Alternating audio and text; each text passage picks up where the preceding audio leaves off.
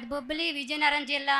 మేము 5 సంవత్సరాలు బట్టి ప్రార్థన చెత్తుకొస్తప్పుడు 2024లో విశాఖ పాస్టర్ గారు మీ బిడ్డలు కోట్లకి విలువైన వాహనాలు కొంటారు, ₹1,00,000 ట్యాక్స్ కడతారు, బొంబాయి పై రాష్ట్రంలో విమానం ప్రయాణాలు వెళ్తారు అన్నప్పుడు దేవుడు మీ కొరకే మాట్లాడుతాను అన్నప్పుడు నా పెద్ద కొలసి ఆమె నేను ఇక్కడే కూర్చొని దేవా నీ చిత్తమే తాకేయండి మేము కొనాలని ప్రార్థన చేస్తాము. పోయిన నెల క్రిస్మస్ నెలలో నా పెద్ద కుమారుడు బొంబాయిలోని మరి 5 లక్షలు కట్టి ఉన్నాడు.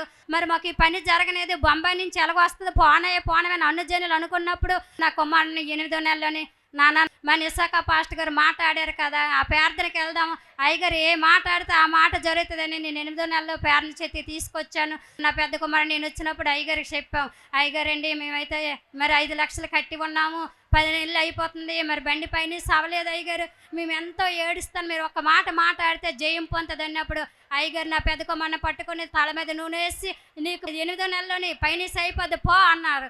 8వ నెలలో పైనీస్ అయిపోద్ది పోయినప్పుడు కానీ అయ్యగారు నోటి మాట ఆడారు కాబట్టి 36 లక్షలు మా ఇంటి మీద దేవుడు పైనీస్ ఇచ్చాడు. పైనీస్ ఇచ్చిన దేవుడికి వందనాలు. అదే నెలలో మళ్ళీ 9వ నెలలో కూడా వచ్చాను. అయ్యగారు మాకైతే పైనీస్ అయ్యింది, బండి రిజిస్ట్రేషన్ అవ్వలేదు. మళ్ళీ అయ్యగారు కూడా ఏమన్నారు, బండి రిజిస్ట్రేషన్ అయిపోద్ది 2 రోజుల్లోనే సువార్త ఎంత నీకు 20 లక్షలు దేవుడు ఇస్తాడు పో అన్నారు.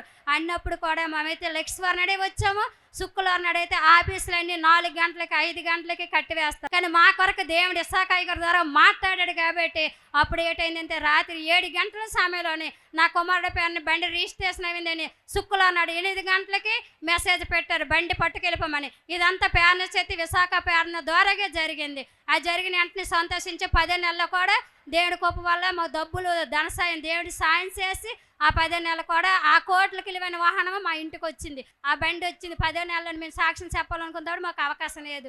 మా బాబాయ్ అయితే ఏంటన్నాడు, మా పెద్ద అబ్బాయి దేవుడి పని చేస్తే 20,000 స్పాన్సర్ చేద్దాం అన్నాడు. ఈ రోజు 20,000 టైలర్ షాప్ అని మేము స్పాన్సర్ చేస్తున్నాం. అదే కాకుండా ఇదిగో పెద్ద కోళ్ళకి మరి చిన్న కోమండికి చక్కటైన మనవరాలు దేవుడు ఇచ్చాడు.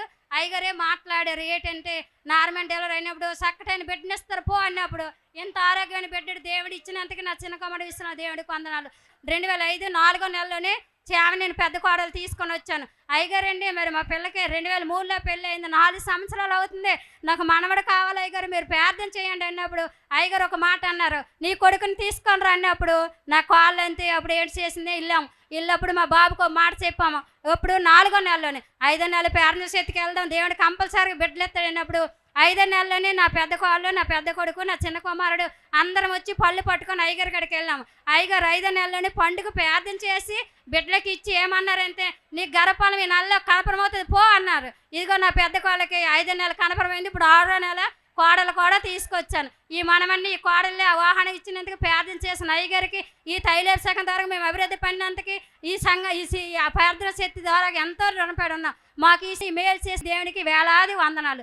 ఈ చిన్న సాక్ష్యం దేవుడు దీవించిన గాక. ఆమేన్.